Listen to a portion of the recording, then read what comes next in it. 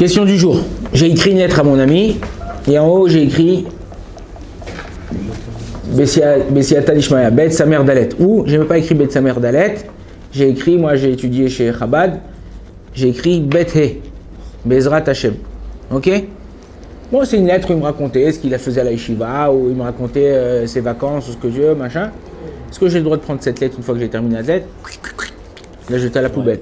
Ou je dois la mettre à la gnisa parce qu'en haut, sur le coin, où je coupe, il y a des gens qui coupent le coin et qui jettent à la gnisa le coin, ils jettent la lettre. Pourquoi? Parce qu'il y a écrit bet e. Pourquoi? Pour quelle raison? E, c'est les chora. C'est une abréviation.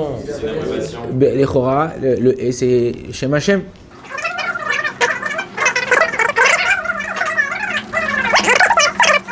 On apprend ça de la Gemara dans Masechet Rosh Hashanah d'Af Yutret.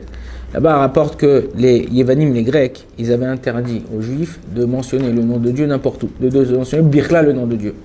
Jusqu'à que les Hashmonéens, ils ont pris le dessus, et ils ont dit maintenant, pour faire nous, Mida Keneged Mina, mesure pour mesure, qu'est-ce qu'on fera à chaque fois qu'on écrira une lettre, peu importe une lettre Kadosh, pas Kadosh, on écrira la date, Beshnat Kar Vekar, de Yochanan Hashmonéen, Kohen Gadol, Lehel Elion, qui est pour Akadosh Baruch Hu. Ça veut dire on mentionnera à chaque fois, dans chaque lettre, le nom d'Akadosh Baruch Hu. On dit que les Chachamim, quand ils ont vu ça, au début ils ont laissé, mais quand ils ont vu ça, ils ont dit, mais c'est grave de faire ça, parce que si on mentionne le nom de Dieu dans toutes les lettres, qu'est-ce qui va se passer? On va mettre ces lettres, après, on va pas faire attention, quelqu'un il va écrire un shtar, je t'ai prêté tant d'argent, je vais écrire la date avec le nom de Dieu, El Elion, et je vais te rembourser l'argent, tu vas déchirer les stars, tu vas déchirer un truc où il y a le nom de Dieu, El, Aleph Lamed, c'est un des noms de Dieu qu'on n'a pas le droit d'effacer. Donc dans ces cas-là, j'aurais pas le droit de jeter la lettre. Et les Chachamim, ils ont annulé ce décret-là d'écrire le nom de Dieu sur les lettres. Et maintenant, nous, on a pris pour Minaï d'écrire Bet Samer Dalet en araméen. Bet Samer, c'est le Bessiata avec l'aide d'Ishmaya, de d'Akadosh Baruch Hu. Bessiata d'Ishmaya, on peut jeter.